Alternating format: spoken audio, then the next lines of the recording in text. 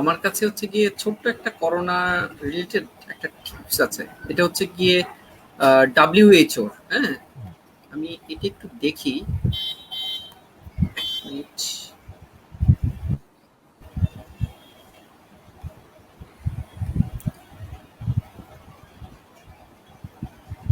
স্ক্রিনে কি এসছে? না, স্ক্রিনে না, এখন পর্যন্ত কিছু দেখতে পাচ্ছি না। না, দেখা যাচ্ছে না। এখন কি দেখা আসছে। যাচ্ছে? বাফারিং। ওকে, চলে এসছে। এখন ঠিক এটা আছে। হচ্ছে যারা হ্যাবিটস গুলো, যারা যেটা খারাপ হ্যাবিটস, এটা সেটা দেওয়া যে মিসিং। অনেকে আছে না, ব্রেকফাস্ট খায় না, সকালবেলা ব্রেকফাস্ট করে না, তারপরে অনেকে ঘুম থেকে উঠে লেটে। এটা হচ্ছে মানে ব্রেইন ড্যামেজের রাইট। জন্য 7টা বিগেস্ট মানে এটা মানে ব্যাড হ্যাবিট গুলো যেটা বলবো। তো মিসিং ব্রেকফাস্ট অনেক আজকাল সবার মধ্যেই, রাইট। যারা ইউনিভার্সিটি, বিশেষ করে ইউনিভার্সিটি স্টুডেন্টস, যেমন এদের আমি। মধ্যে একটা টেন্ডেন্সি এটা মানে আমরা মারা কিন্তু খুবই মুশকিলের মধ্যে আছি। জি, তো এটা সকালবেলা উঠেই দেখা গেল যে জি, কোনো কিছুই খাবে না, একদম তাড়াহুড়া করে না খেয়ে বেড়ে, আমার নিজের ছেলেই সেটা করে।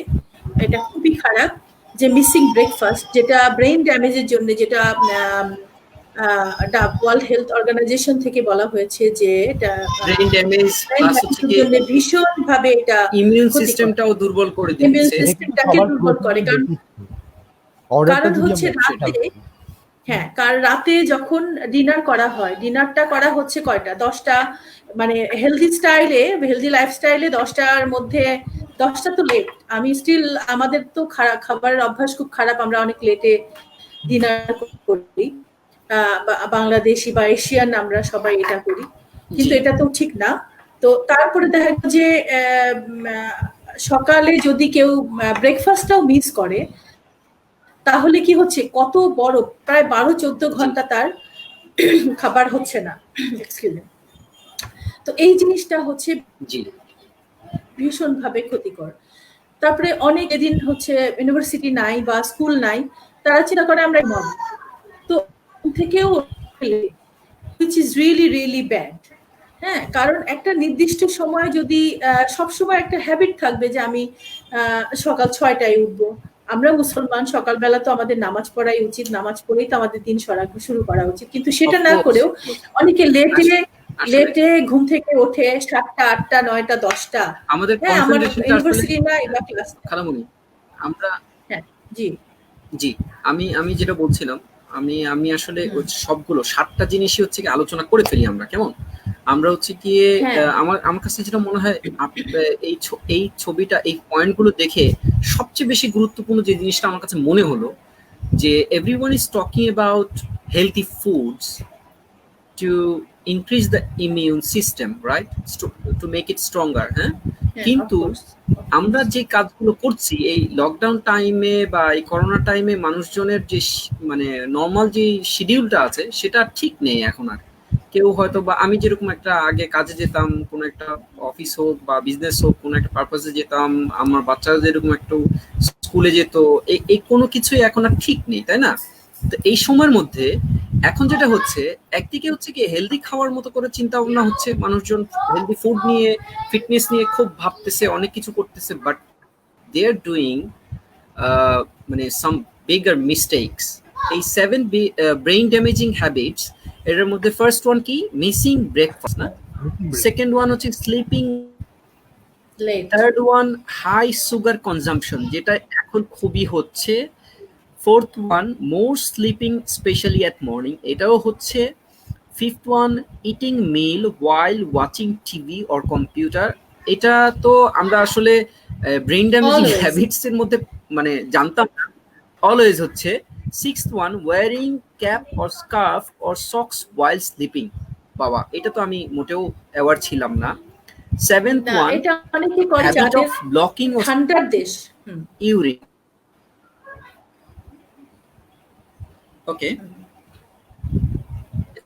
যাদের ঠান্ডার দেশে কি এটা করে, ওয়ারিং ক্যাপ অর হ্যাঁ, স্কার্ফ?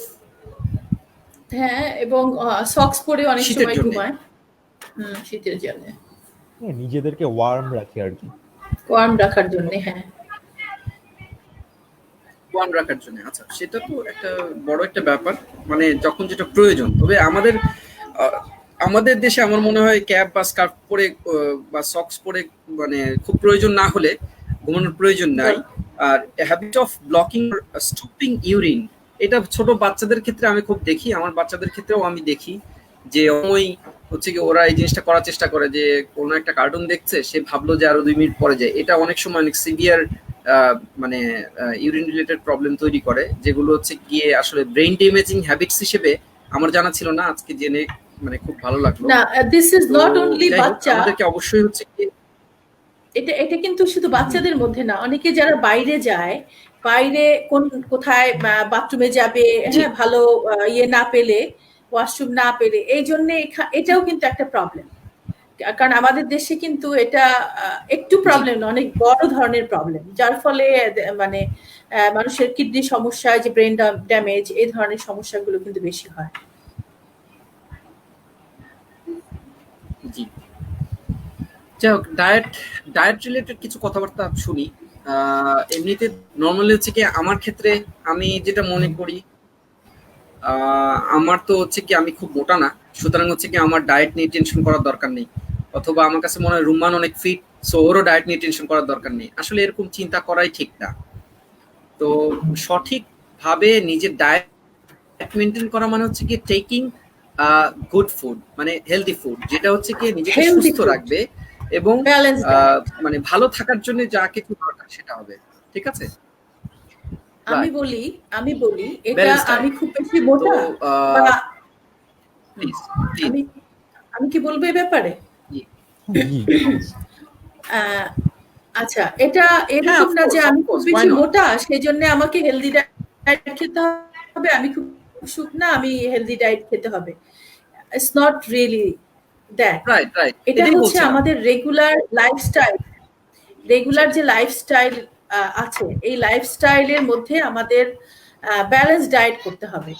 ঠিক আছে, ব্যালেন্স ডায়েট যেটা আমাদের আঁশযুক্ত খাবার খাওয়া, সেটাই। হেলদি খাবার খাওয়া, সবগুলো নিউট্রিশন, ভিটামিন যুক্ত খাবার খাওয়া, এগুলো হচ্ছে ইম্পর্ট্যান্ট। আর এখন বিশেষ করে আমাদের বর্তমান যে ক্রাইসিস জি, টাইম, কোভিড-19-এ ওয়ার্ল্ড হেলথ অর্গানাইজেশন আমাদের ইমিউন সিস্টেম যেহেতু ডেভেলপ করতে বলছে, সেজন্য বারেই আম অনেকগুলো ব্যাপার আহ, আহ, অনেকগুলো ব্যাপারকে আমাদেরকে সামনে নিয়ে আসছে এবং বারে অ্যাওয়্যার করে দেওয়া হচ্ছে যে ইমিউন সিস্টেম বাড়ার জন্য আমাদের এক্সারসাইজ করতে হবে, হেলদি খাবার খেতে হবে, এবং যেটা আমাদের মানে স্ট্রং, আমাদের কিন্তু শুধু ভেজিটেবল বা ইয়েই না, এখন দুধ দুধ ডিম, মাছ মাংস, এগুলো খাওয়ার ব্যাপারেও কিন্তু জোর দেওয়া হচ্ছে, যেটা আমাদের ইমিউন সিস্টেমকে স্ট্রং করবে। ঠিক রাইট। আছে, এটা বারেই কিন্তু বলা হচ্ছে যে আহ, জি, আর আরেকটা ব্যাপার যে এক্সারসাইজের ব্যাপার, এটা কেন আমি যেহেতু কোভিড হচ্ছে একটা ফুসফুস রিলেটেড একটা ডিজিজ। এটা যখন আমাদের মুখ দিয়ে বা নাক দিয়ে জি, ঢুকছে, এটা আমাদের ফুসফুসটাকে ব্লক করে দিচ্ছে। তো এইটার ফুসফুসের ওকে। ক্যাপাসিটি বৃদ্ধি করার জন্য, হ্যাঁ, যে আমাদের যেই এক্সারসাইজ গুলো করা দরকার, আমাদের কার্ডিয়াক এক্সারসাইজ গুলো, যেমন দম বৃদ্ধি, হ্যাঁ, দম বাড়ানোর জন্য যে এক্সারসাইজ গুলো করা জি, দরকার, আমাদের শরীরের ব্লাড সার্কুলেশন রেগুলার যেন ঠিক থাকে, এই ব্যাপারের জন্যই কিন্তু এক্সারসাইজ করার জন্য বারে বলা হচ্ছে। তো এইটা হচ্ছে খাবার এবং ওকে। আহ, আহ, ভিটামিন সি যুক্ত খাবার এবং এই ধরনের ভালো খাবারগুলো, যেটা আমাদের শরীরের শক্তি বৃদ্ধি করবে, ইমিউন সিস্টেমটাকে বাড়াবে, সেটা হচ্ছে আমাদের করতে হবে, প্লাস হচ্ছে এক্সারসাইজ করতে হবে। আর আরেকটা ব্যাপার যে আলাদা প্রিকশন নেওয়ার ব্যাপার, যেমন বারে হাত ধোয়া, হ্যাঁ, যেটা আমরা তো বাসাতে হুম, থাকলেও আমাদের বাইরে থেকে যে আসছে, এসে আহ, কেউ যদি, যেমন আমাদের বাজার ঘাট করতে হয়, বাজার ঘাট করতে আসার পরে যদি আমাদের যে জিনিসগুলো আমরা নিয়ে আসছি, তার সাথে কিন্তু আমরা বহন করে নিয়ে আসতে পারি। সেজন্য ওইটাকেও কিন্তু ঠিকভাবে মানে পরিষ্কার পরিচ্ছন্ন করে রাখা, যেটার মাধ্যমে আমরা যেন জার্মসটাকে ঘরে নিয়ে না আসতে পারি। It's not only the person যে নিয়ে আসলো, হাত ধুলো এবং ওয়াশ করে চলে আসলো। এটা কিন্তু আমাদের বারে বারে হাত ধোয়ার ব্যাপারটা বলা হচ্ছে, কিন্তু আমরা যে জিনিসটা নিয়ে আসছি বাজার থেকে, যে ব্যাগ গুলো নিয়ে আসছি, যে খাবারটা কিনে নিয়ে আসছি, আমরা এই যে সবজি কিনে নিয়ে আসছি, সবজি দেখা গেলো যে ওই সবজির ওখানে কত মানুষ যাচ্ছে, তাই না? সবজি তো ওপেন বাজারে থাকছে, কত মানুষ যাচ্ছে, কত মানুষ টাচ করছে, কত মানুষ এমনও হতে পারে কেউ স্নিজ করছে, কফ করছে, হ্যাঁ, তার ওই খাবারটা আমরা বাসায় নিয়ে আসছি, ওইটাকে যে প্রপারলি ওয়াশ করে, যেমন আমি বাসায় যেটা করি, আমি সবচেয়ে যে কোভিড এর ক্ষেত্রে সবচেয়ে যে জিনিসটা আমার কাছে মনে হয়, সাইলেন্ট যারা ক্যারিয়ার আছেন, হ্যাঁ, সাইলেন্ট ক্যারিয়ার মানে এরা হচ্ছে সবচেয়ে ভয়ঙ্কর, যাদের হচ্ছে গিয়ে কোভিড-19 মাইল্ড আকারে আছে কিন্তু তাদের কোনো ধরনের সুস্পষ্ট লক্ষণ দেখা যায় না। তারা হচ্ছে গিয়ে খুব বেশি ইমিউন সিস্টেমের দিক থেকে খুব স্ট্রং, তাদের ওটা লক্ষণ প্রকাশ পায় না, কিন্তু তারা হচ্ছে গিয়ে সব জায়গায় ক্যারিয়ার তারা মানে এই ছুঁয়ে যাচ্ছে এই রোগটা সব জায়গায়। এটা সবচেয়ে ডেঞ্জারাস।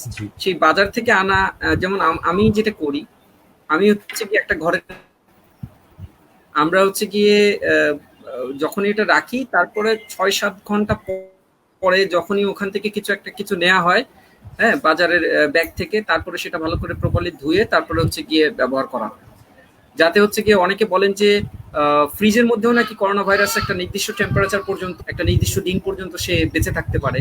তো ফ্রিজও যখন আমরা ইউজ করি, যাতে ইউজ করার পরে প্রপারলি সাবান দিয়ে হাত ধুয়ে পরিষ্কার করে যাতে হচ্ছে গিয়ে সাবধান থাকতে পারি। বিশেষত বাসায় তো সবসময় আমরা কখনোই মাস্ক পরে থাকি না, সো নাক মুখ তো আমাদের ছোঁয়াই হয়, এরকম করে টাচ করাই হয়। আমি একটা জায়গায় পড়লাম যে মানুষ নাকি এমনিতে গড়ে প্রতিদিন প্রায় 900 থেকে 1000 বার নিজের নাক এবং মুখে মানে অটোমেটিকলি নিজের অজান্তেই আমরা ছুঁয়ে ফেলি। এটা আসলে খুবই রিস্কি একটা ব্যাপার, এবং আমার কাছে মনে হয় এটা হয়তো আরো 1.5 থেকে 2 বছর পর্যন্ত আমাদের পার্সোনালি এরকম প্র্যাকটিস করে যেতে হবে সাবধান থাকার জন্যই। আমাদের এই কোভিড এর সাথে বসবাস করার এখন অভ্যাস করে ফেলতে হবে, যেহেতু যেভাবে ছড়াচ্ছে, হ্যাঁ, যেভাবে ছড়াচ্ছে, কারণ এটা খুব শীঘ্রই যে চলে যাবে সেটা মনে হচ্ছে না, বরঞ্চ day by day, every day is increasing, affected হচ্ছে বেশি এবং ডেথ রেটও বাড়ছে বেশি। সুতরাং এর রেগুলার আমাদেরকে মানে আমাদের নিজের বাইরেও যেতে হবে, অফিসে কাজও করতে হবে, কিন্তু সাবধানতা অবলম্বন করার প্র্যাকটিসটা আমাদেরকে করতে হবে। আচ্ছা, এক্ষেত্রে আমি আরো কিছু কথা অ্যাড করতে চাই। যেমন সংক্রমণের ঝুঁকি নিয়ে আমরা এতক্ষণ আলোচনাগুলো করলাম, যে আমরা বাইরে যাচ্ছি, আসার পরে আমরা হাত ধুচ্ছি, তো আমরা যেটা করতে ভুলে যাচ্ছি যে আমরা বাইরে থেকে আসার সময় যে প্রোডাক্ট আমাদের সঙ্গে নিয়ে আসছি বা যেটাই আমরা ক্যারি করে নিয়ে আসছি সেটাকেও যাতে আমরা ডিসইনফেক্ট করে নেই। তো এই ক্ষেত্রে দেখা যায় কি আমাদের দেশে আসলে সংক্রমণের হারটা বৃদ্ধির কিন্তু যথেষ্ট কারণ রয়েছে। তো ইতিমধ্যে বিভিন্ন টক শোয়ে আমরা দেখেছি বা সংবাদ মাধ্যমগুলোতেও দেখেছি যে কেন আসলে সংক্রমণের হারটা বেড়ে যাচ্ছে। প্রথমত আমরা লক্ষ্য করলে দেখবো কি যে আমরা যখন হচ্ছে যে মানে করোনা ভাইরাস আমাদের বাংলাদেশে যখন প্রথম দেখা যায়, তো তখন কিন্তু রোগীর সংখ্যা খুবই কম ছিল এবং একটা মাত্র প্রতিষ্ঠান ছিল টেস্ট করার জন্য, যে সেটা হচ্ছে IEDCR। তো আমরা সবাই কিন্তু আসলে ওইটার উপর নির্ভরশীল হয়েছিলাম যে কোনো একটা মানুষের যদি করোনা ভাইরাসের লক্ষণ দেখা দেয়, তবে সে তার মানে শরীরের নমুনা পরীক্ষা করার জন্য কিন্তু IEDCR ছাড়া অন্য কোনো প্রতিষ্ঠানের শরণাপন্ন হতেই পারবে না। তো এটা আমাদের জন্য একটা মানে খুব সীমাবদ্ধতা ছিল আমি বলবো। তো পরবর্তীতে মানে সম্প্রসারিত করা হয়েছে আর কি যে পরীক্ষাগারগুলো, এবং এখন মনে হয় 50-এর বেশি পরীক্ষাগার সক্রিয় রয়েছে, যেখানে বিভিন্ন মানুষ হচ্ছে তার নমুনা পরীক্ষার সুযোগটা পাচ্ছে। তো এই সুযোগটা যদি আরো আগে আমরা পেতাম, তাহলে আমার মনে হয় কি যে সংক্রমণটা আরো আগেই আমরা গতিবিধিটা বুঝতে পারতাম যে সংক্রমণটা আসলে কোন দিকে যাচ্ছে, কি হারে বাড়বে বা কি হারে বাড়ার একটা সম্ভাবনা আছে, এবং পাশাপাশি আমরা মানুষকে কিন্তু আরো ভালো সতর্ক করতে পারতাম। কিন্তু যেহেতু আমাদের অনেক দেরি হয়ে গেল এই সিদ্ধান্তে আসতে, তো এটা কিন্তু সংক্রমণ বাড়ানোর জন্য একটা বড় ভূমিকা রেখেছে। এর পাশাপাশি আমি বলবো যে এই যে আমরা বাইরে যাচ্ছি, মূলত হচ্ছে প্রয়োজনীয় কাজ বলতে আমরা কি বুঝি, বাজার, খাবারের জন্য হচ্ছে বাজারে যেতে হচ্ছে, চাল ডাল পেঁয়াজ তেল, ঘরের প্রয়োজনীয় দ্রব্য যা লাগে। এর পাশাপাশি হচ্ছে আমরা ঔষধপাতি কিনতে যাই ফার্মেসিতে। আর এছাড়া হচ্ছে আমাদের যেহেতু মানে আমাদের বাংলাদেশে হচ্ছে জি। ক্যাশের লেনদেনটাই এখন পর্যন্ত সবচেয়ে বেশি পপুলার চলে। তো আমরা সেই জন্য হচ্ছে ব্যাংকে যাচ্ছি টাকা উঠায় নিয়ে আসার জন্য। এই ৩টা কাজে কিন্তু আমাদের মূলত বাইরে যাওয়া হয়। Good point. হ্যাঁ, এর ভেরি বাইরে গুড কিন্তু পয়েন্ট। মানে এই ৩টা কারণের বাইরে কিন্তু আমরা খুব বেশি একটা মানে বের হচ্ছি না ঘর থেকে, বা আমাদের প্রয়োজন হচ্ছে না। এখন দেখেন আমরা যখন মানে ক্যাশে লেনদেনটা করছি, ক্যাশ টাকা, এটা কিন্তু ভাইরাস স্প্রেয়ারের একটা খুব বড় একটা অস্ত্র আমি বলতে পারি। শুধু আমি না, এটা আসলে সবাই বলবে যে আমরা যখন মানে টাকা দিয়ে মানে কোনো একটা প্রোডাক্ট কিনছি, এই টাকাটা কিন্তু অনেকজনের হাতে ঘুরে তারপরে আসছে। এখন সেটা হচ্ছে দোকানের কাছে একজনের কাছ থেকে আসছে, দোকানি আমাকে দিল, আমি পরবর্তীতে গিয়ে আরেকটা প্রোডাক্ট কেনার সময় দোকানদারকে দিলাম, সেইবার দোকানদার হচ্ছে আবার আরেকজন কাস্টমারকে দিয়ে দিল, এরকম করে কিন্তু টাকাটা ঘুরছে। কিন্তু আমরা কেউ কিন্তু সেই ক্যাশটা বা টাকাটাকে ডিসইনফেক্ট করার কোনো ব্যবস্থা রাখছি না। এতে করে যেটা হচ্ছে যে আমরা হয়তো হাত ধুচ্ছি, তো হাতে স্যানিটাইজার মাখি বা ওকে। হাত আমরা সাবান দিয়ে ধুয়ে নিই 20 সেকেন্ড, সেটা হয়তো আমাদের হাতকে জীবাণুমুক্ত করছে। কিন্তু আমাদের মধ্যে মানে এই যতজন আমরা আছি, মানে বাংলাদেশের যত নাগরিক আছে, আমি জানি না আসলে যে সচেতনতাটা মানে সবার মধ্যেই আসলে সমান পর্যায়ের কিনা। যেমন দেখা যাচ্ছে যে আমি হয়তো জানি যে করোনা ভাইরাসের এই সময়টায় আমার অবশ্যই আমার হাত জীবাণুমুক্ত রাখতে হবে, কিন্তু আমি আরেকটা উদাহরণ দিতে পারি যে আমি যেই বাসায় থাকতাম, ওই বাসায় কিন্তু নিচে একজন কেয়ারটেকার ছিলেন। তো কেয়ারটেকারকে আমি চাচা বলে ডাকতাম, আমাদের বয়স অনেক বড়। তো উনি যেটা করতো যে উনি কখনো আমি দেখতাম যে ওনার মুখে মাস্ক আছে, অথবা হচ্ছে উনি কখনো মানে যেই স্বাস্থ্যবিধিগুলো মেনে চলা উচিত, যেমন হাত ধোয়া, এরপরে হচ্ছে যে অকারণে হচ্ছে বাইরে না বের হওয়া, সেগুলো কখনো উনি কিন্তু মানতেন না। এবং আমি শুরু করে হচ্ছে আমার সঙ্গে বাসায় যারা থাকতেন তারা সবাই অন্তত ওনাকে বোঝানোর চেষ্টা করতাম যে চাচা এই কাজটা আপনি করছেন, এটা কিন্তু ঠিক হচ্ছে না, এতে কিন্তু আপনার স্বাস্থ্য ঝুঁকি রয়েছে। আর আপনার যেহেতু বয়স যথেষ্ট আছে আপনার, হুম। বলতে পারি উনি 60 ঊর্ধ্ব আর কি, 60-এর বেশি বয়স। তো সেই ক্ষেত্রে কিন্তু আমরা বলতে পারি যে একটু বয়স্ক যারা আছে ওদের কিন্তু করোনা ভাইরাসে আক্রান্ত হওয়ার সম্ভাবনাটা, যদিও সবারই সম্ভাবনা সমান আক্রান্ত হওয়ার, কিন্তু আক্রান্ত হওয়ার পরে কিন্তু ওনার সুস্থ হওয়ার সম্ভাবনা অনেক কম। তার মানে হচ্ছে যে উনি একবার আক্রান্ত হলে ওনার যে কোনো কিছু হয়ে যেতে পারে, এমনকি উনি মারাও যেতে পারেন। কিন্তু দেখলাম কি যে ওনার আসলে এই সমস্ত কথায় কোনো ভ্রুক্ষেপ নেই, উনি পাত্তাই দিলেন না। বললেন যে এটা আসলে বিশ্বাসের রোগ, এটা আসলে যে বিশ্বাস করে তারই নাকি হয়, যে বিশ্বাস করে না তার হ্যাঁ। নাকি এই রোগটা হবে না। সে উপরওয়ালার নাম নিয়ে বেঁচে আছে, তো আল্লাহ নাকি ওনাকে রক্ষা করবে। তো এই যে এখানে মানে সীমিত জ্ঞানের যে একটা, কি বলবো এটাকে, মানে ওনার সীমিত জ্ঞানের একটা পরিচয় দিলেন উনি। উনি করোনা ভাইরাস সম্পর্কে কিন্তু যথেষ্ট অবগত নন। এবং এখানে আমি আরেকটা প্রবলেম আইডেন্টিফাই করতে পারলাম, সেটা হচ্ছে যে উনি নিজে অবগত নন, আমি বুঝতে পারছি, কিন্তু ওনাকে যখন অবগত করা হলো, আমি করলাম বা আমার সঙ্গে আরো কয়েকজন করলো, সেটাও তখন তারপর শুনলেন না। হ্যাঁ সেটা কিন্তু উনি গ্রহণ করছেন না। হ্যাঁ, তার মধ্যে কিন্তু মানে একটা মানে বায়াসনেস কাজ করছে যে আমি যা সেটাই। বুঝতেছি তাই। হ্যাঁ, আমি আমি সব কিছু বুঝতেছি ঠিক মতো, এর বাইরে কিচ্ছু না। তো এটা আমার এলাকায়, হ্যাঁ রোমান খালামুনি, আমার এলাকায় মানে আর্মির গাড়ি আসলো। হ্যাঁ, মানে আর্মির গাড়ি আসলো, আর্মির গাড়িটা যাচ্ছে। হ্যাঁ, ওরা হচ্ছে গিয়ে ঘোষণা দিতে দিতে যাচ্ছে। ওদের মানে টিমের মধ্যে হচ্ছে কি একজনের হাতে একটা মাইক্রোফোন ছিল।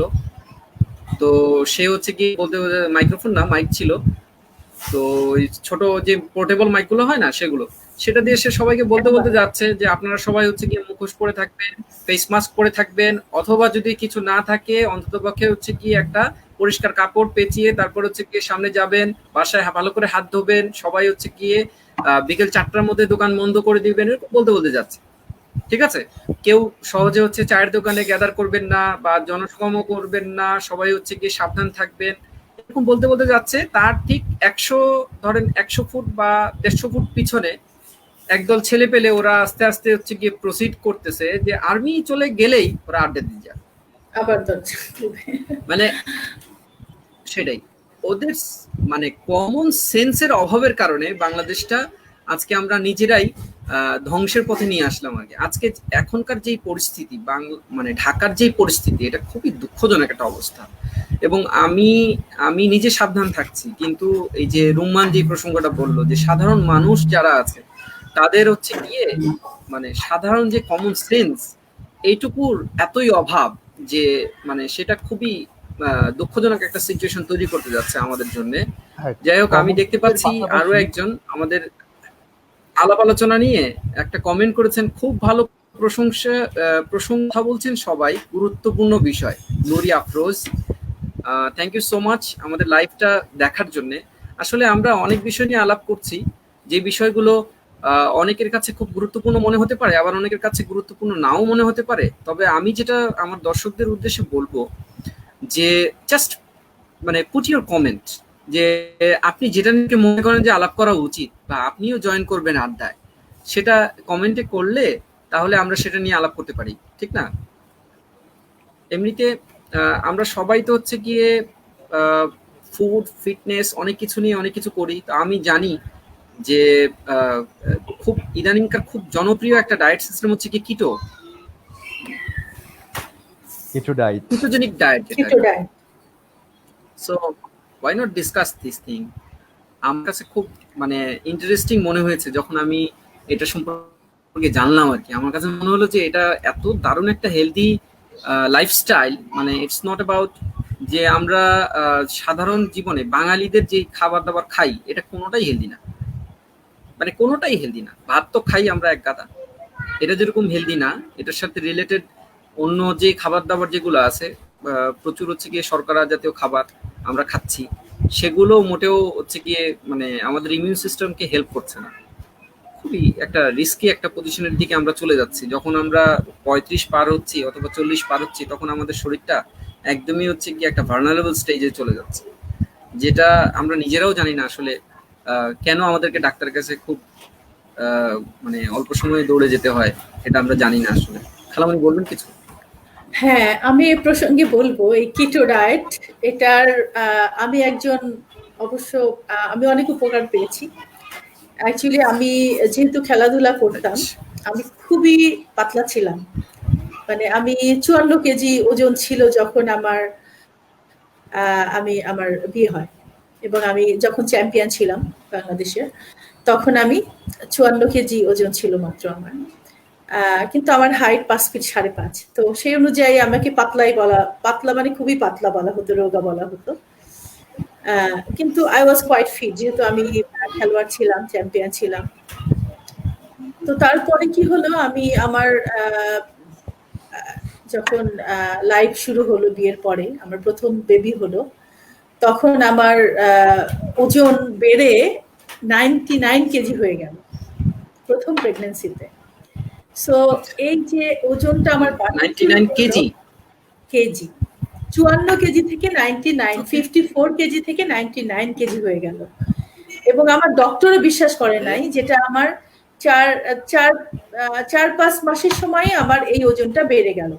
অ্যাকচুয়ালি এটা হচ্ছে আমার মানে আমি খুবই সিক ছিলাম, আমাকে বেড রেস্ট দেওয়া হয়েছিল, ওই সময় আমার বেড়ে গেছে, কিন্তু আমি খেতে পারতাম না। বাট ওজন যখন একবার বেড়ে যায়, এটা কমা হচ্ছে সবচেয়ে ডিফিকাল্ট ব্যাপার। এবং এর মাঝে আমার মানে আমি চেষ্টা করতে করতে আমি ওজন কমে নিয়ে এসেছিলাম 65 কেজিতে। হ্যাঁ, তখন আমি রেগুলার ক্লাস করতাম, জগিং করতাম, খাবারও কনসিয়াসলি আমি খাবার খেতাম। তারপরে আবার আমার সেকেন্ড বেবি যখন আবার আমার হলো, তখন আবার একইভাবে আমার ওজন বেড়ে গেল, তখনও প্রায় 90 কেজির মতো হয়ে গেল। তো এর মাঝে আমি বলি, যখন আমি 65 কেজি ছিলাম, আমি তখন জার্মানিতে আমি একটা ট্রেনিং করতে যাই সুইমিং এর উপরে, লাইপজিগ ইউনিভার্সিটিতে সুইমিং এর উপরে একটা হায়ার ট্রেনিং করতে যাই। 6 মাস আমি ওখানে ছিলাম। তো ওখানে রেগুলার আমাদেরকে এক্সারসাইজ করতে হতো, ফিটনেস মানে ট্রেনিং করতে হতো, স্পোর্টস এর উপরে, সুইমিং এর উপরে ট্রেনিং করতে হতো। তো সেটা আমি ওজন কমিয়ে আমি নিয়ে আসছি 65 কেজিতে। তারপরেও আমাদের জেনারেল ট্রেনিং মেথডের একজন আমার টিচার ছিলেন, উনি ফ্রাউ জেমার। উনি আমাকে বলতেন যে, লায়লা, যখন তুমি রান্নার সময়টুকু রান্নাতে না থেকে তুমি মাঠে যেয়ে জগিং করো, 65 এর পরেও। তখন আমার মনে হতো যে, আল্লাহ, আমি কবে ওজন কমাতে পারবো। তো তারপরে যখন বাংলাদেশে আসলাম সেকেন্ড ইস্যুতে, আমার মানে I had to go through a long time with this heavy মানে এক্সট্রা ওয়েট। তো যার ফলে আমি কি করলাম, বাংলাদেশে সেভারাল টাইম বাংলাদেশে এসে আমি ট্রাই করলাম ওজন কমানোর জন্য। আমি জগিং করি, এক্সারসাইজ করি, কিন্তু আসলে ওটা হয়ে ওঠে না। আমি যে খুব বড় ইটার সেটাও না, কিন্তু এটা হচ্ছে অনেক সময় হয় না যে শরীরে একটা মানে একটা টেন্ডেন্সি থাকে, কারো কারো টেন্ডেন্সি থাকে যে অল্প খেলেও বেশি লেগে যায় গায়ে। তো এইরকম একটা ব্যাপার।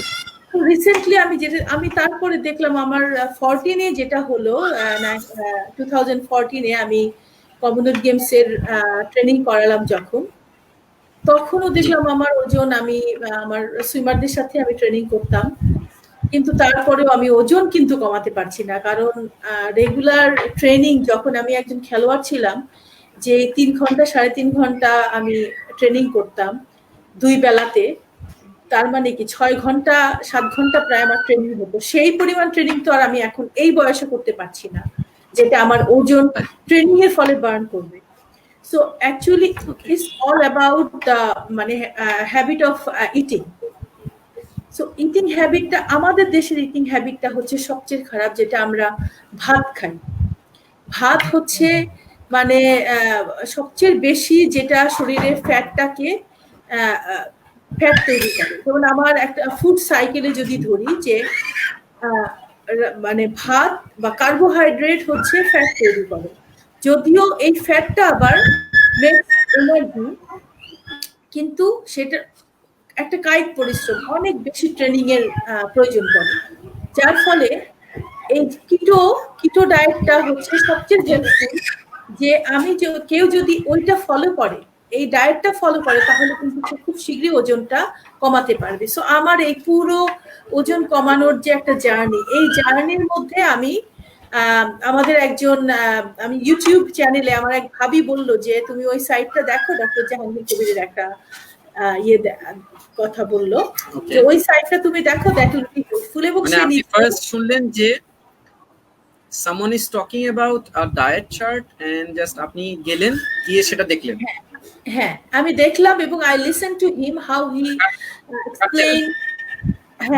explained the habit of food. মানে he named it as lifestyle, healthy lifestyle, ঠিক আছে?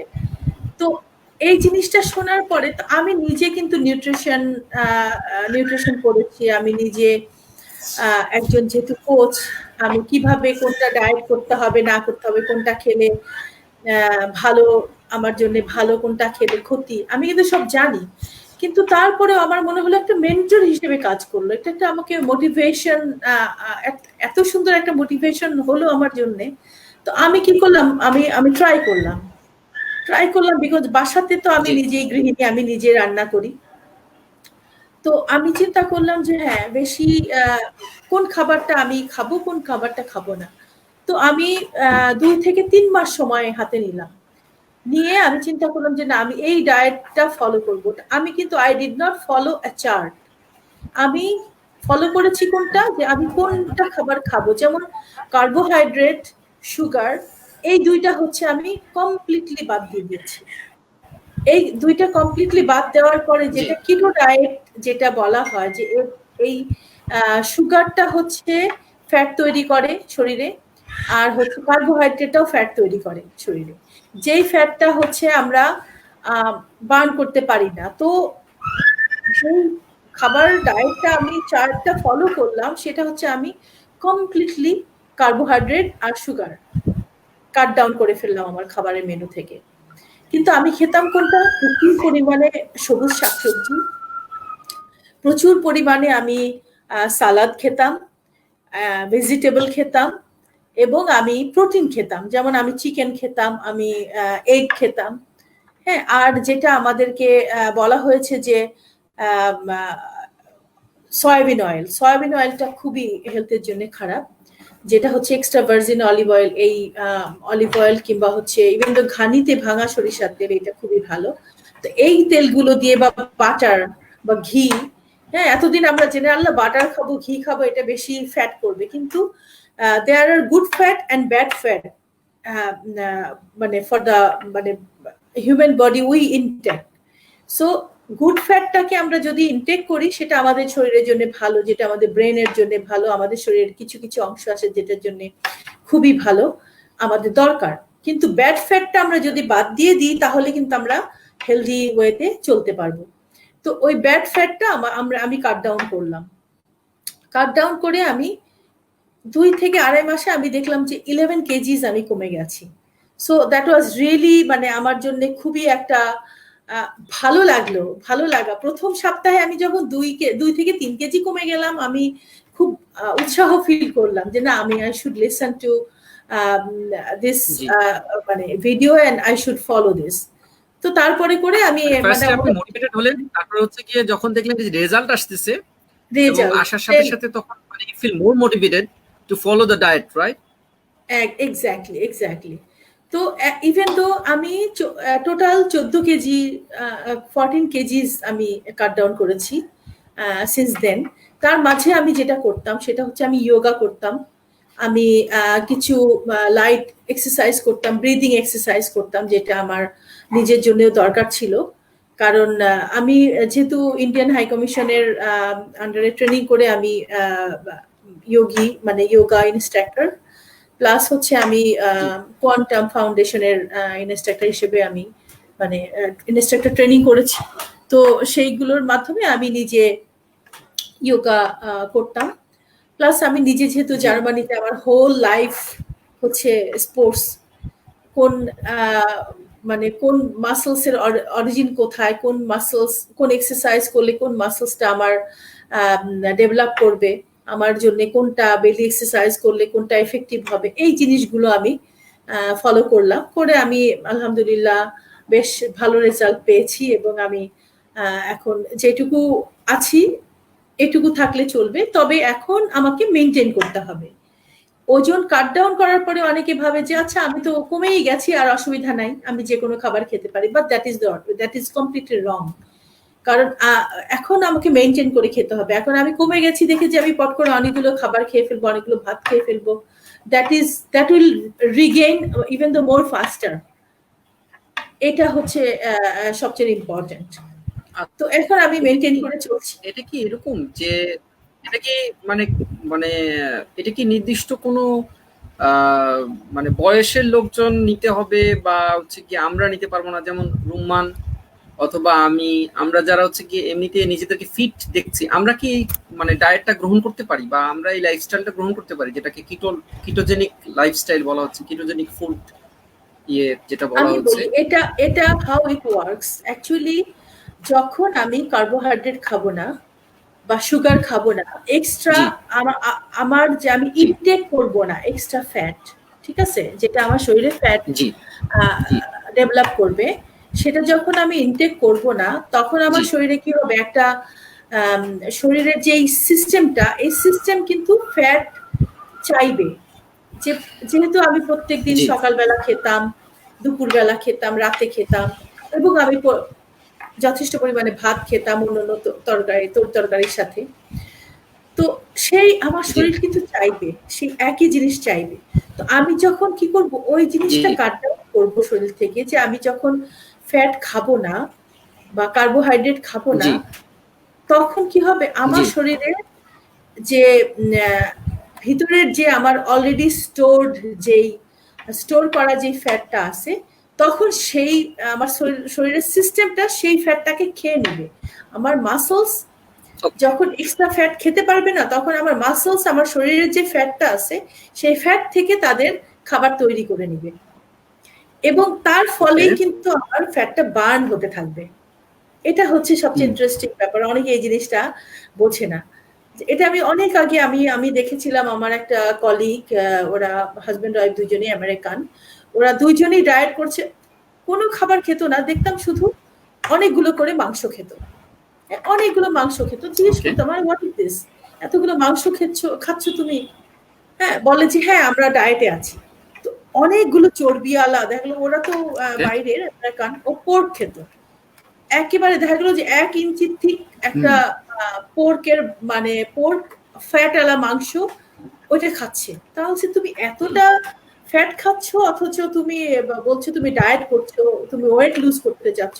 বলে কি এই ফ্যাটটা আমার দরকার আছে, হ্যাঁ সেজন্য এটা আমি খাচ্ছি, এবং আমি প্রোটিন ডায়েটে আছি, আমি আর অন্য কোনো কিছু খাচ্ছি না, সুতরাং আমি ওজন কমবো, এবং এটা কিন্তু র্যাপিডলি কমেও গেল। আমরা এটা দেখতে পারি। আসলে কিটো ডায়েট যেরকম আছে, there are so many ways of reducing weight. অনেক ধরনের ডায়েট সিস্টেম আছে, যেমন প্রোটিন ডায়েট, তারপরে আবার জেনারেল মোটর ডায়েট, অনেক টাইপের। তো আমি এই যে কিটো ডায়েট যেটা মানে কার্ব, আমি আমার ওন ওয়েতে তৈরি করে নিয়েছিলাম যে আমি কি কি খাবো। ইটস নট যে আমি কমপ্লিটলি কিটো ডায়েটই ফলো করেছি, ইটস নট দ্যাট, বা কমপ্লিটলি আমি প্রোটিন ডায়েট ফলো করেছি, ইটস নট দ্যাট। কারণ আমার মনে হয়েছে আমার নিজের নলেজে যেটুকু আছে যে আমার কোনটা খেলে ভালো হবে, কোনটা খেলে ক্ষতি হবে, এটা আমি বাদ দিয়ে দিয়েছিলাম। কারণ আমি যদি একটা দ্যাট মিন্স আপনি একদম নিজের মতো করে পার্সোনালাইজড একটা ডায়েট চার্ট রেডি করে নিয়েছেন। এক্স্যাক্টলি। এই যে চার্ট কথাটা শুনলেই কিন্তু মানুষ ভয় পাবে। যখন একটা চার্টের আন্ডারে যাওয়া হবে, তখন if I want to make that chart, prepare food for that chart, তাহলে কিন্তু লাইফটা ডিফিকাল্ট হয়ে যায়, যে আমাকে ওইটা খেতে হবে, এরপরে সেটা খেতে হবে। আমি এটা অনেককে দেখেছি, তারা কি করে 1 মাস 2 মাস করে, তারপরে টায়ার্ড হয়ে যায়। হ্যাঁ, যে এইটা খাবার কিনে আনো, এই খাবারটা নাই, আমি ওইটা খেতে পারছি না, আমি বিয়ে বাড়িতে গেছি, আমি খাবার খেতে পারছি না। হ্যাঁ, এইরকম একটা ব্যাপার চলে আসে তখন। যার ফলে কোনো একটা চার্টের আন্ডারে যদি না, যে আমি চিন্তা করি যে কোনটা হচ্ছে প্রোটিন, কোন খাবারটা আমার শরীরের জন্য দরকার, আমার কার্ব খেতে হবে না, আমি সুগার খাবো না, বাট বাকি ভেজিটেবল খাবো। যেমন অনেকে বলে যে আমাকে অনেকে ফোন করে, আমি আমার আসলে বিয়ের দাওয়াত আছে, আমি কি খাবো, ওইখানে যে কি খাবো। তখন বিয়ের দাওয়াতে রাইস যে খেতে হবে, নট নেসেসারিলি, চিকেন আছে, বিফ থাকবে, ভেজিটেবল থাকবে, স্যালাড থাকবে, এগুলো খাও। হ্যাঁ, তো এগুলো তখন বলতো যে হয় আচ্ছা, এগুলো তো আমি খেতে পারি। সো এই সিস্টেমে করলে আসলে আমার কাছে মনে হয় জিনিসগুলো, ওয়েটটা লুজ করা যায় খুব শিগগিরই। বাট কিটো ইজ রিয়েলি গুড। এই জিনিসটা মানে ওরা আবার যেমন বাদামটা আমাদের এটা গুড ফ্যাট, এটা আমাদের খুবই জরুরি, মানে আমাদের ব্রেনের জন্যও ভালো, এবং শরীরে এনার্জি তো দরকার, এনার্জির জন্য ভালো। কারণ আমি লং পিরিয়ড অফ টাইম যদি আমি না খেয়ে থাকি বা শুধু পানি খাই, তো আমার শরীরে তো কিছু এনার্জি লাগবে। তো সেটার জন্যই বাদাম, তারপরে ডিম, মাংস, এগুলো আমাকে খেতে হবে। তো যেটা আমার মানে আই রিয়েলি মানে it really work for me, এই আর কি। Thank you. Thank you so much. আমি দেখতে পাচ্ছি হচ্ছে কি অলরেডি তাজরি হাসান সে কমেন্ট করেছে। কি কমেন্ট করেছে দেখি। Twisted recipe food is healthy or not? Healthy or not? Twisted recipe food is healthy or not? Is healthy or not? Twisted recipe food Okay. tasty but not healthy. এটা tasty, কারণ এখানে প্রচুর oil থাকে। আমাদের অনেক সময় আসলে mayonnaise use করতে হয়। হ্যাঁ, অনেক যেখানে আসলে ভেজিটেবল অয়েল, যেটা আমরা বলছি যে ভেজিটেবল অয়েল আসলে মোটেও হেলদি মানে খাবার না।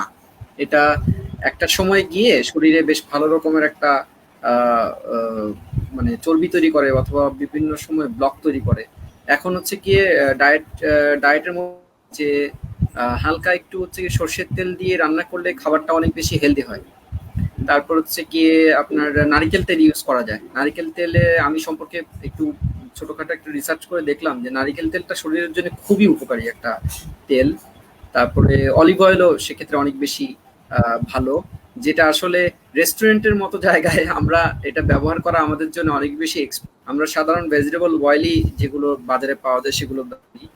তো আমার কাছে মনে হয় আপনি খুশি হবেন জেনে যে this is tasty but not healthy enough. Okay, আর আরেকটা কমেন্ট দেখলাম তার কাছ থেকে পেয়েছি, সেটা হচ্ছে কি মেবি আপনার উদ্দেশ্যেই বলছেন। Tajri Hasan, I am happy to advise from that person whose health is perfect, neither fat nor thin. Okay, thank you so much. হ্যাঁ, রুমান প্লিজ। হ্যাঁ, I think Rumman is the perfect person to answer this বলো। question. আচ্ছা, হ্যাঁ, রুম্মানের health আসলেই হচ্ছে গিয়ে perfect. না আমি ব্যক্তিগতভাবে এইটুকু বলবো না যে আমার হেলথটাও পারফেক্ট।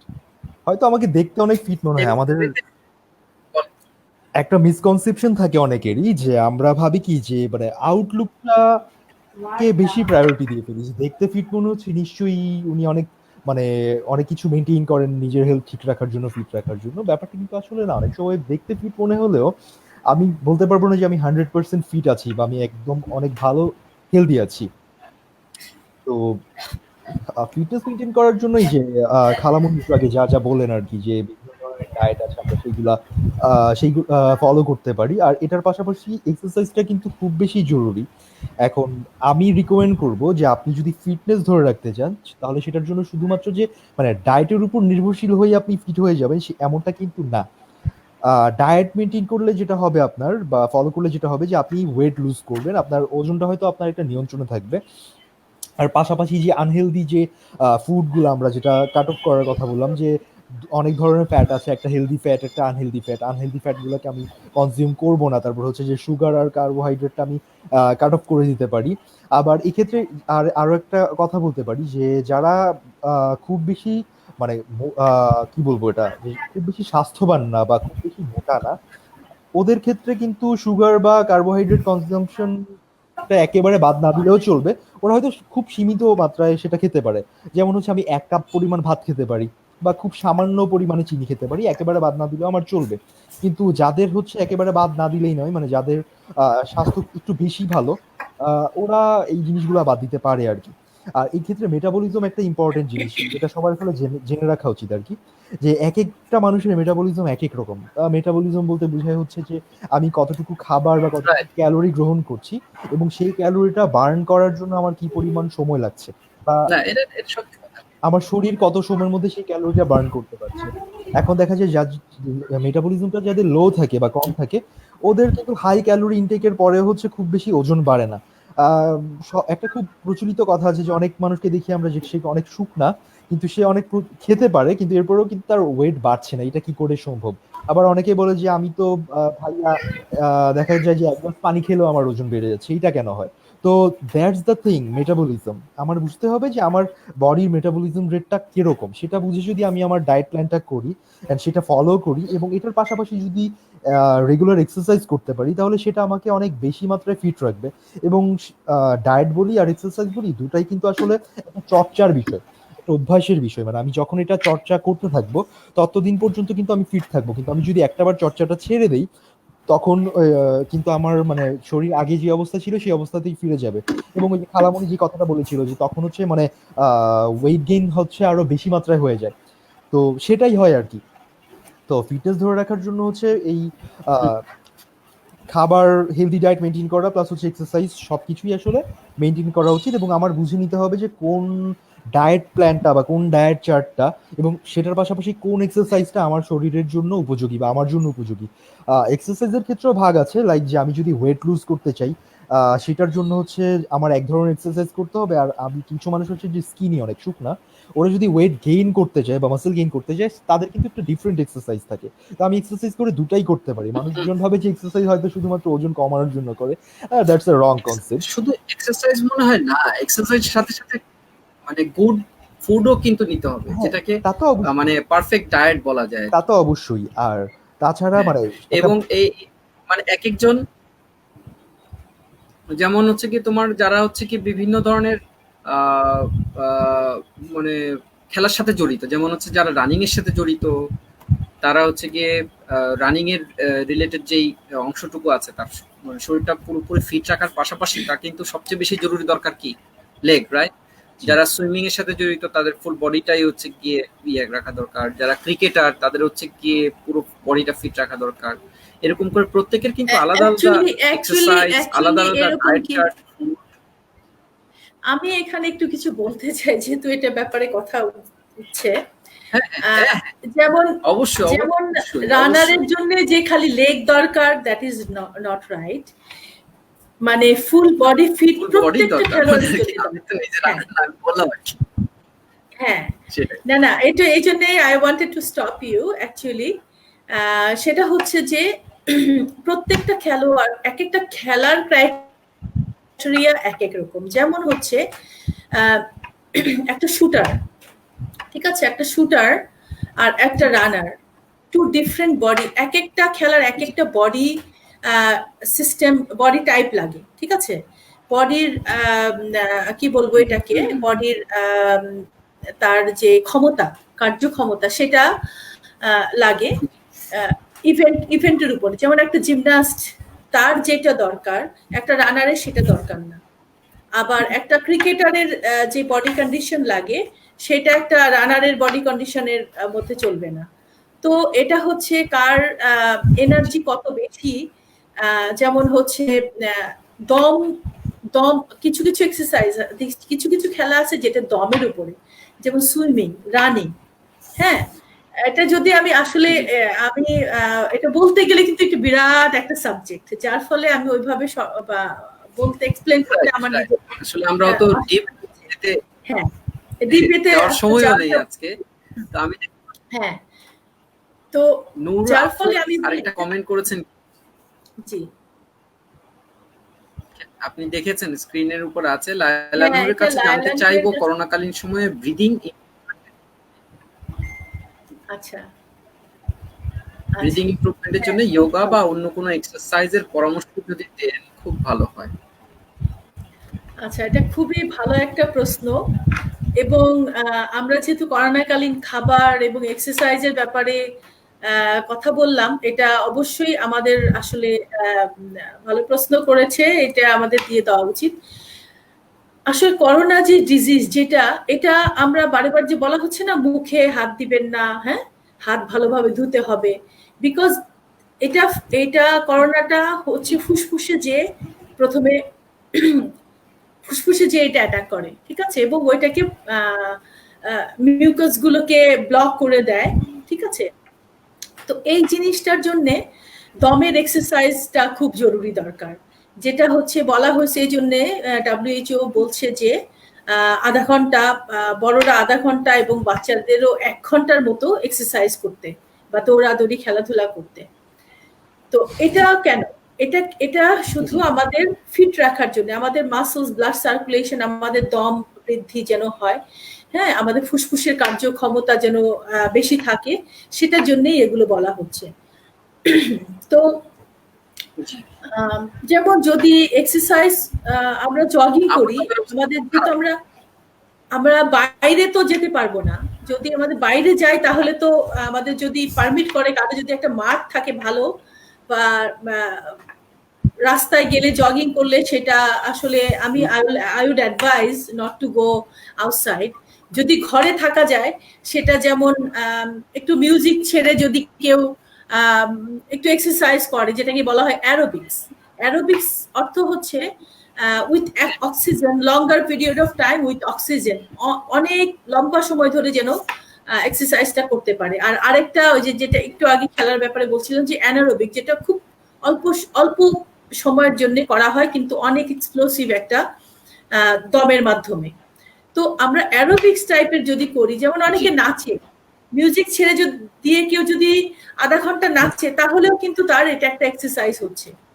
হ্যাঁ, কারণ আমাদের দেশে সবাই, আমরা কিন্তু আমি অনেক সময় দেখেছি এক্সারসাইজ করতে যে রং টাইপের এক্সারসাইজ করে ফেলে, ঠিকভাবে এক্সারসাইজটা করে না, যেটা রং মাসলস ডেভেলপ করে। এটা অনেকের সাথে আমি এই ব্যাপারে কথা বলেছি, অনেককে আমি অ্যাডভাইসও দিয়েছি, অনেকে আমার কাছে চেয়েছেও অ্যাডভাইস।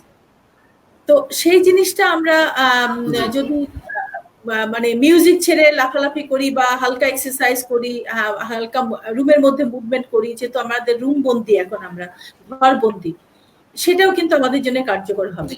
আর আরেকটা যেহেতু প্রশ্ন আমার একজন প্রশ্ন করেছে, সেটার ব্যাপারে আমি যোগার কয়েকটা এক্সারসাইজ আছে যেটা দম বৃদ্ধির জন্য, ফুসফুসের কর্মক্ষমতা বৃদ্ধির জন্য অনেক ভালো। সেটা প্রাণায়াম, কাপালভাতি, বিভিন্ন গুলো আছে, এগুলো যদি করা যায়, যেমন আমরা যদি নিঃশ্বাস আমরা যদি প্র্যাকটিস করি, যে আমরা দাঁড়ায় একটা ওপেন এয়ারে বা খোলা একটা জায়গায় যদি আমরা আমরা নাক দিয়ে নিঃশ্বাস, হ্যাঁ, জোরে মানে লম্বা নিঃশ্বাস ছাড়ি এবং মুখ দিয়ে মুখ দিয়ে ছাড়ি আর নাক দিয়ে নিচ্ছি, হ্যাঁ, ইনহেল করি আর হচ্ছে এটা ধরে রেখে কিছুক্ষণ, যে আমরা ছাড়ার পরে হয়তো প্রথমে 5 কাউন্ট করলাম, তারপরে আবার নিঃশ্বাস নিলাম, আবার মুখ দিয়ে ছাড়লাম, এরকম কয়েকটা রেপিটেশন করা হয়, তাহলে এটা দম পারবে। ঠিক আছে, যেমন 10 বার করলাম, ঠিক আছে, দম এটা অনেকটা ভালো হয়। আবার কিছু আমাদের যোগ ব্যায়ামের কিছু ইয়ে আছে, যে একটা পজিশন আছে যেটা আমরা একটা নাক ধরে, হ্যাঁ, একটা নাক ধরে অন্য নাকটা দিয়ে নিঃশ্বাস ছাড়লাম, হ্যাঁ, জোরে নিঃশ্বাস ছাড়লাম, আবার ওই নাক দিয়ে নিঃশ্বাস নিলাম, নিয়ে নাক চেঞ্জ করে আবার নিঃশ্বাস ছাড়লাম, আবার ওই নাক দিয়ে নিঃশ্বাস নিলাম, নিয়ে আবার নাক চেঞ্জ করলাম, হ্যাঁ, এরকম করে 10 থেকে 12 বার ব্যাপার আছে। হ্যাঁ, নির্দিষ্ট কোন সময়ের ব্যাপার আছে যে আমি নিঃশ্বাসটা নিলাম, সময় হচ্ছে না, এটা হচ্ছে ধরে রাখতে হবে। এটা হলো যার যার ক্যাপাসিটির উপরে।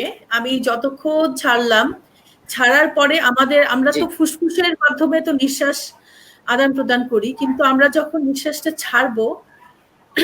ছাড়ার সময় দেখা যাচ্ছে আমি পেট থেকেও নিঃশ্বাস ছাড়ছি অনেক লম্বা। ছাড়াটা যত লম্বা হয় তত ভালো। তারপর নেওয়ার সময় অল্প একটা নিলাম, ছোট একটা নিঃশ্বাস নিলাম, কিন্তু আবার ছাড়ছি লম্বা করে, যতটা সম্ভব লম্বা করে নিঃশ্বাস ছেড়ে, যদি সম্ভব হয় 10 সেকেন্ড ধরে রাখা। হ্যাঁ, আমি মাঝে মাঝে যেটা আমি করি, ছাড়ার পরে আমি 10 কাউন্ট করি, করার পর তখন আবার নিয়ে নিলাম, তখন আমি নাক চেঞ্জ করে আবার আরেকটা করলাম, নিঃশ্বাস ছাড়লাম লম্বা করে আস্তে, একদম পেট থেকে যতটা সম্ভব। এটা কিন্তু শুধু আমার দমই বাড়ে না, এটা কিন্তু মাসলস গুলোকে, বেলি মাসলস, অ্যাবডোমেন মাসলস গুলো এটা কাজ করে। এবং কেউ যদি এই যে কাপালভাতি, প্রাণায়াম এগুলো যদি ঠিকভাবে করে, রীতিমতো এটা ঘামতে শুরু করবে। এটা কিন্তু মাসলস স্ট্রং করার আরেকটা ওয়ে। এবং আমি যারা অনেকের হাঁটুর জন্য হাঁটতে পারে না, অনেকে বয়স্ক যারা বিছানায় থাকে, আমি কিন্তু তাদেরকে সবসময় এই অ্যাডভাইসটা দিই যে আপনি বসে আপনি এই কাজটা করবেন। আপনি নিঃশ্বাস ছাড়েন, প্রথমে 2 নাক দিয়ে নিঃশ্বাস ছাড়েন, লম্বা আস্তে আস্তে ছাড়েন, ছাড়ার পরে 10 সেকেন্ড ধরে রাখেন, ছাড়লাম, কাউন্ট করলাম 1 2 3 4 5 6 7 8 9 10, দিন আবার নিঃশ্বাস নিলাম, আবার ছাড়লাম, আবার নিলাম। ঠিক আছে, এই জিনিসগুলো। তারপরে কাপালভাতি, আবার প্রাণায়াম আরেকটা আছে, যেটা আমরা যে ফোর্সফুলি নিঃশ্বাসটা ছাড়ি, হ্যাঁ, ছেড়ে আবার নিই, যে সেটা বেলি থেকে আসবে। হ্যাঁ, এই যে ফোর্সফুল নিঃশ্বাসটা ছাড়লাম, ছেড়ে আবার নিলাম, নেওয়াটা খুব সহজ, just a friction of time, কিন্তু ছাড়ছি লম্বা। এই জিনিসটা বেলি থেকে আসছে। এই জিনিসটা যদি আমরা 20 বার করি, হ্যাঁ, 20 বার করলাম, করে নিয়ে আমরা থামলাম, কিছুটা হয়তো রেস্ট নিলাম, নিয়ে আবার করলাম, হ্যাঁ, 2-3টা রেপিটেশনে আমরা যদি এটা করি, এগুলো দমের জন্য খুবই ভালো, এবং এগুলো আমাদের মাসলসটাকে, বেলি মাসলসটাকে আমাদের স্ট্রং করে। তো এইগুলো আমার মনে হয় করোনাকালীন সময় এই ব্যায়ামগুলো আমাদের, দমের এই ব্যায়ামগুলো আমাদের খুবই উপকার দিবে। এটা ভালো হবে, আশা রাখি। এই ব্যাপারে অনেক, এটা করলে অনেক ভালো, এটা বুঝেছেন। আবার যদি কোনো প্রশ্ন থাকে পরবর্তীতেও। অনেক ধন্যবাদ এই পরামর্শটুকু দেওয়ার জন্য। তো রুমান, হোয়াট ইউ সে, আমরা হচ্ছে কি আসলে আড্ডায় বসলে তো হচ্ছে কি কথার মানে আড্ডা দেওয়ার কোনো সময় কিছুই তো আসলে মেনে চলা বড় মুশকিলের ব্যাপার। তা আজকে অনেক প্রসঙ্গ নিয়ে আমরা আলাপ করলাম, মানে do you want to say something? আমরা একটা ফিনিশিং এর দিকে আস্তে আস্তে এগিয়ে যাই খালামুনি। রোমান? জি। আচ্ছা, অনেকগুলো টপিক নিয়ে কিন্তু আমরা আসলে আজকে আলোচনা করেছি। তার মধ্যে আরেকবার রাইট। রিকল করি আমরা টপিকগুলা যে কি নিয়ে কথা বলেছিলাম। তো সবচেয়ে বেশি মনে হুম, হয় কথা বলেছি আমরা ফিটনেস নিয়ে, ফিটনেস ফুড নিয়ে। এর মধ্যে ইনক্লুডেড ছিল হচ্ছে বিভিন্ন ধরনের ডায়েট, হুম, কি ধরনের ডায়েট মেইনটেইন করতে পারি। তারপর এক্সারসাইজ। তারপর ছিল হচ্ছে মানে করোনা ভাইরাস নিয়ে বেশ কিছু কথা যে আমরা এখন সেফটি ইস্যুস গুলা, হেলথ সেফটি ইস্যুস গুলা কিভাবে মেনে চলতে পারি এবং আর করোনা ভাইরাস থেকে নিজেকে নিরাপদে রাখার জন্য আরো কি আহ, ব্যবস্থা নিতে পারি। আর এর পাশাপাশি হচ্ছে দর্শকদের কিছু হুম। প্রশ্ন ছিল যার উত্তর আসলে আমরা সবাই পর্যায়ক্রমে করেছি আর কি। তো শেষের দিকে যেহেতু রাইট। চলে এসেছি আসলে নতুন করে আসলে কি বলবো, নতুন কিছু বলার আসলে পাচ্ছি না। হুম। তবে আড্ডার সেশনটা বেশ ভালো না, ছিল। ঠিক আছে। আমি আর যে আসলে আড্ডা দিতে রাইট। গেলে আসলে আমি সময়ের ১ম কোনো দিকে খেয়াল ভাবছিলাম থাকে না, কিরকম চলতেই থাকে। আমরা সবাই মিলে কথা বলবো। হ্যাঁ। হ্যাঁ? আমরা হচ্ছে জাস্ট কি কথা বলবো সেটাই ভেবে বের করতে যদি হচ্ছে গিয়ে একটা পর্যায়ে নিয়ে আসা যায় আরকি আড্ডাটা। জি। কিন্তু আমার ভাবনার চেয়েও অনেক বেশি একটা চমৎকার আড্ডা আজকে দিলাম। যেখান আড্ডা থেকে জিনিসটাই ফুড, এরকম যে ফিটনেস, হ্যাঁ? একবার শুরু হলে চলতে থাকে, সেটাই, একটা সেটাই, গতি পেয়ে যায় পর্যায়ক্রমে। সেটাই, সেটাই। সেটাই। আমি আন্তরিকভাবে আসলেই ধন্যবাদ জানাচ্ছি। আজকে একটু সময় করে তুমি যে আজকে এসছো Rumman, thank you so much. আর লায়লানুর খালামণি, আপনাকেও আন্তরিকভাবে ধন্যবাদ। আজকে আপনার জন্য অনেক গুরুত্বপূর্ণ একটা দিন ছিল। না, আমারও বেশ ভালো আপনাকে লাগলো আবারও আসতে পেরে। জন্মদিনের শুভেচ্ছা আমি জানাচ্ছি। হ্যাঁ, আন্তরিক ধন্যবাদ। তো খুব হ্যাঁ, আমিও গুরুত্বপূর্ণ কিছু বলবো যে পরামর্শ আসলে আপনার কাছ থেকে পেলাম। আড্ডার একটা মিক্সড ডিসকাশন, মানে কি বলবো, ভ্যারাইটি জি, অফ ডিসকাশন ছিল, ভ্যারাইটি অফ টপিক নিয়ে ডিসকাশন ছিল। সো এই জি, ডিসকাশন গুলো নট ব্যাড। আমি মনে করি উই উই কাভার্ড আপ মোটামুটি যে আমাদের করোনাকালীন যে প্রসঙ্গগুলো, যে আমরা ঘরে কি করছি, জি, আমরা জি, তারপরে কি টাইপের খাবার আমাদের খাওয়া দরকার, কি টাইপের খাবার, মানে কি টাইপের এক্সারসাইজ করা দরকার, এই সবগুলো। জি, প্লাস জি, রুমান হচ্ছে ভালো একটা এন্টারপ্রেনার, ও একটা ওর খাবারের যে ইয়েগুলো করেছে। This is also good experience, and I also shared my entrepreneurship, যেটা আমার বিজনেস ছিল, which is not bad আমি মনে করি। জি। সো আমার মনে হয় আমরা আড্ডা দিতে গেলে we could continue even though hours and hours, but we will have to stop right. আমরা somewhere. ঘন্টার পর ঘন্টা, হ্যাঁ, ঘন্টার পর ঘন্টা শেষ হয়ে যাবে। কিন্তু আসলে আড্ডা কখনোই শেষ হয় না। নরমালি হচ্ছে গিয়ে আড্ডার যেই ধরন আরকি, একেকটা টপিক নিয়ে আলোচনা চলতেই থাকে একটার পর একটা। আমাদের তো সময়ের স্বল্পতা আছেই। তো আপনাদেরকে আসলেই আন্তরিকভাবে ধন্যবাদ জানাচ্ছি যে আজকে আমাদের অনুষ্ঠানটাতে উপস্থিত হয়ে সময় দিয়ে এটাকে সৌন্দর্যমণ্ডিত করেছেন। Roman, thank you so much. Let's say tata bye bye. আরেকদিন অন্য সময় বসে আড্ডা দিব কোন সময়। Thank you so much. Thank you so much. Thank you to bye. you thank you too. ভাইয়া। খালামণি, All my thank you so listeners, much. thank you. Thank you so much. Thank you so much. জি, আসসালামু আলাইকুম। Alaikum assalam.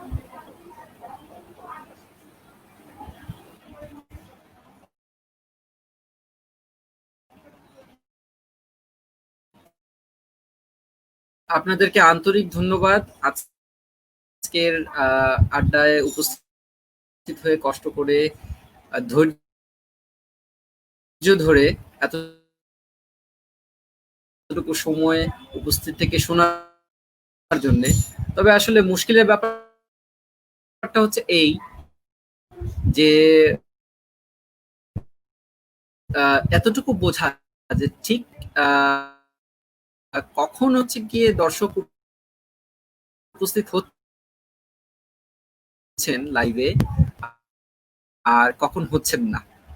তো আমরা যখনই হচ্ছে আমাদেরকে কোনো একটা প্রশ্ন করেছেন, আমরা